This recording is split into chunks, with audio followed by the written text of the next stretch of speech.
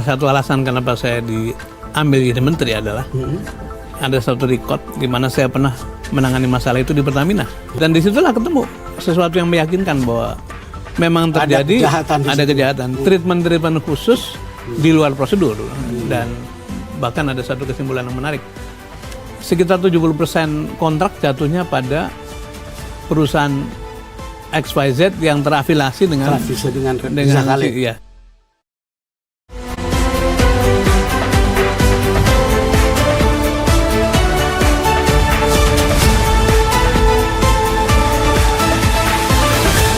Nusantara TV, sahabat kita.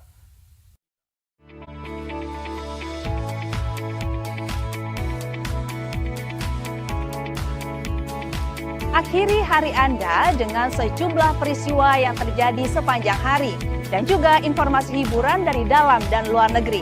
Pastikan Anda tidak melewatkan NTV Tonight. Saksikan NTV Tonight setiap hari Senin hingga Jumat pada pukul 22.00 waktu Indonesia Barat.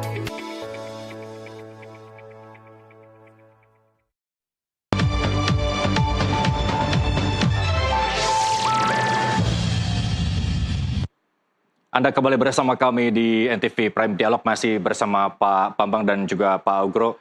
Pak Bambang, bagaimana pembentukan atau peningkatan pola komunikasi polisi kepada masyarakat untuk kebutuhan rilis kah, kebutuhan lainnya kah, begitu, sehingga keterangan apa yang disampaikan oleh polisi tidak membuat masyarakat semakin tanda tanya, terus kemudian mampu menjawab keraguan dari masyarakat itu sendiri, Pak Bambang?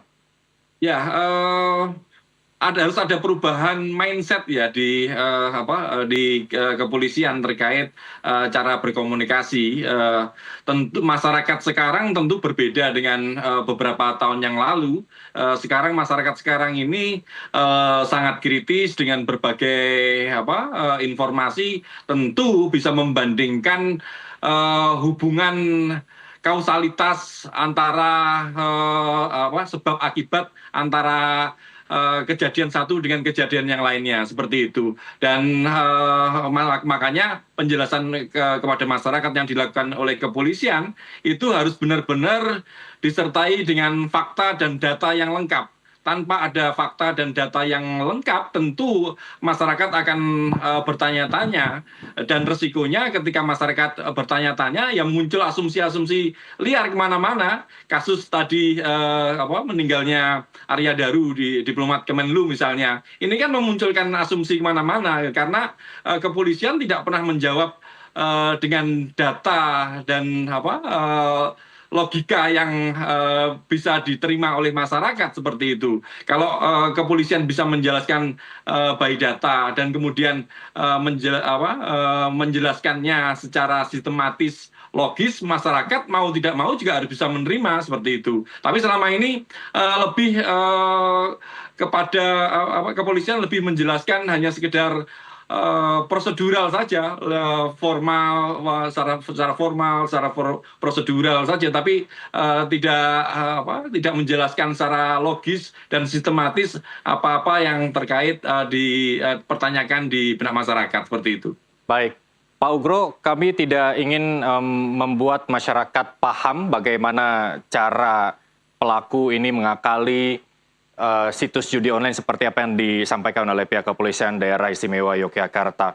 Tapi selain delik aduan begitu ya dari masyarakat, apalagi yang bisa dilakukan pihak kepolisian dalam membongkar judi online ini, terutama bandar-bandar besar begitu yang saat ini masih beroperasi?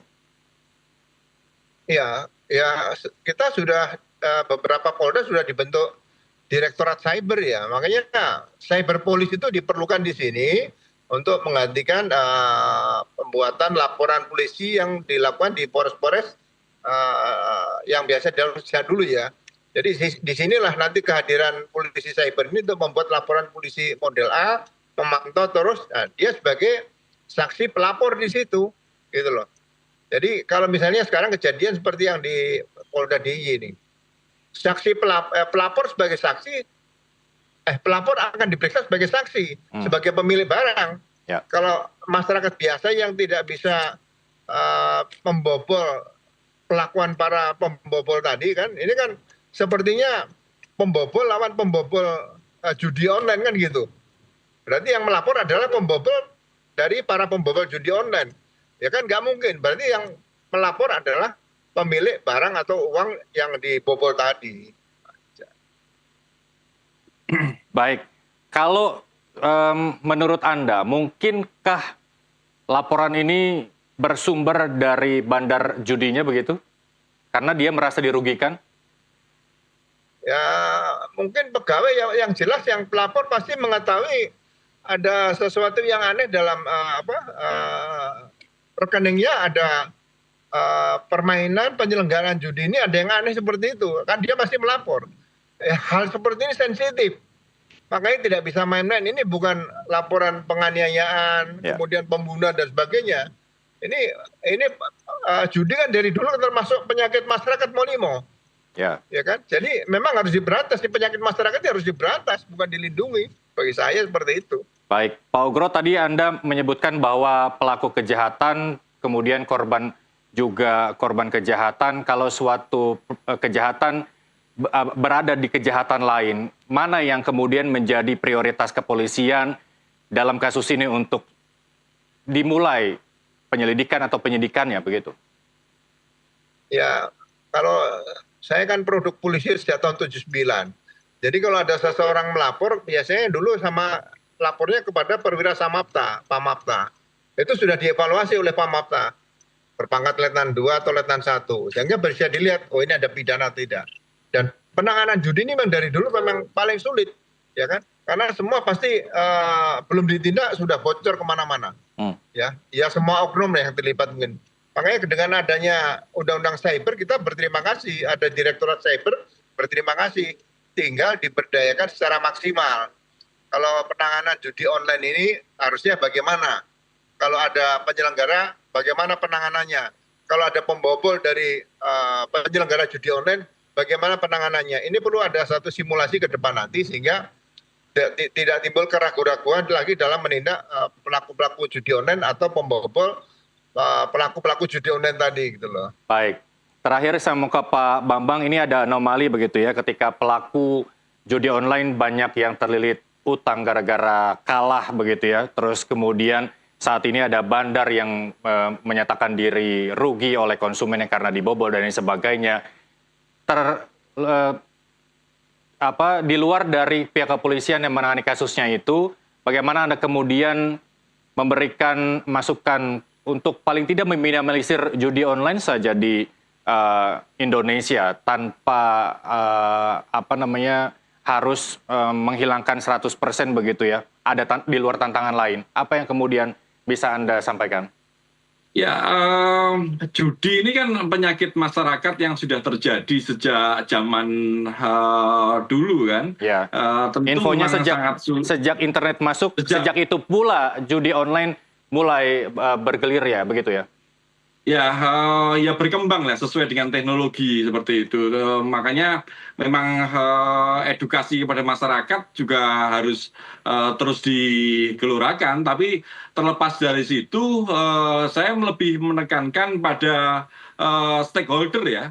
Dalam hal ini adalah penegak hukum, Kemenkomdigi maupun PPATK yang selama ini berada di dalam Satgas Pemberantasan Judi Online. Meskipun sampai sekarang pun Satgas Pemberantasan Judi Online ini belum dibubarkan. Makanya negara seharusnya juga mempertanyakan bagaimana langkah dan tindak lanjut dari Satgas Pemberantasan Judi Online ini, bagaimana efektivitasnya. Karena masyarakat itu cenderung hanya menjadi konsumen saja. Mereka lebih seneng untuk diiming-imingi sesuatu yang instan seperti itu. Makanya kalau kita menekankan ini pada perilaku masyarakat saja tanpa ada upaya dari negara yang lebih tegas, tentu ini akan muncul kesulitan-kesulitan sendiri. Saya lebih mendesak bagaimana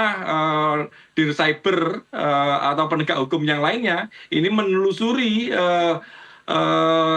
aliran uang dari judi online ini yang lebih bisa didorong, karena aliran uang judi online ini sebenarnya lebih jelas alurnya, masih menggunakan platform-platform lokal, dan tentu itu bisa ditelusuri.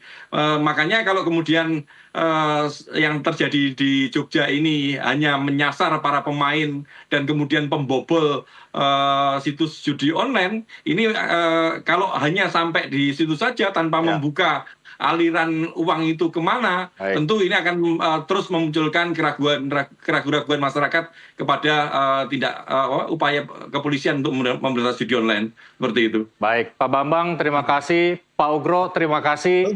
Selamat melanjutkan perjalanan. Semoga sampai tujuan dengan selamat. Kita bertemu di lain kesempatan, Bapak-bapak. Dan pemirsa, tak semua pelaku kejahatan siber beroperasi di balik layar gelap. Ada juga yang bergerak dengan modus cerdas, namun tetap merugikan banyak orang. Ketegasan penegak hukum akan selalu ditantang oleh kreativitas pelaku kejahatan digital. Di atas semuanya, saatnya seluruh pihak yang terlibat di judol diberantas optimal. Saya Muhammad Irsal mewakili Nastiti Lestari dan seluruh kerabat kerja pamit undur diri. Terima kasih atas kebersamaan Anda. Sampai jumpa.